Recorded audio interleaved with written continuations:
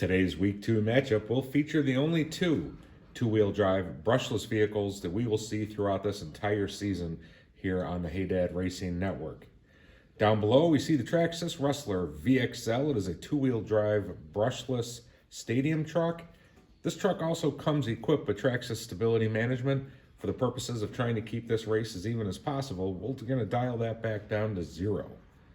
Up top, ECX Torment, bought last winter as a roller. We have outfitted it with tires all the way around and a 4,300 kV brushless system. Very different cars, probably going to see very different results. My money for the winner is on the Rustler VXL. It is just a really good handling vehicle. But like I said, these are the only two similar vehicles that we have in the stable. So this is what we're going to see go head to head today.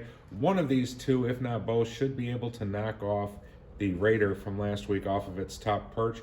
Who's your money on as a winner today? For me, I've got hands down on the Rustler, but let's take it out to the track and find out for sure. Despite abundant sunshine and clear blue skies, Windy Hill Raceway will certainly live up to its namesake today as gusts could top 20 miles an hour. Today's race brought to you by the fine folks at Apocalyptic Insurance. Apocalyptic Insurance, when the end is near, they'll cover your rear.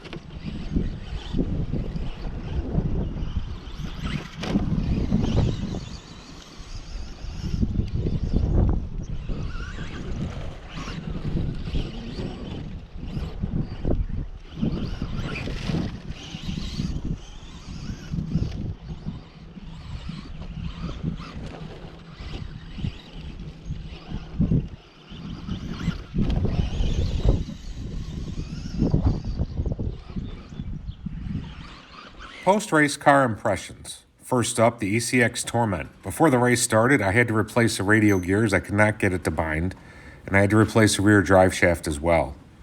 It was just a 4,300 kV system that I put in here, and K-Force tires on the front and some cheap Chinese knockoff tires on the rear.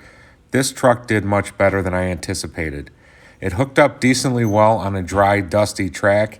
It tracked pretty well, it stayed planted, just a touch of understeer, but overall, the ECX Torment really impressed me. Secondly, the Traxxas Rustler VXL. I turned TSM down all the way to 0 in hopes of giving as even a matchup as possible between these two vehicles.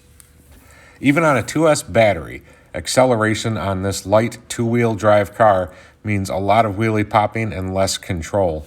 And also, that lighter front end means a lot more understeer on the Rustler than what we saw on the Torment. Race recap and updated leaderboard. First off, here we see the times for the ECX Torment.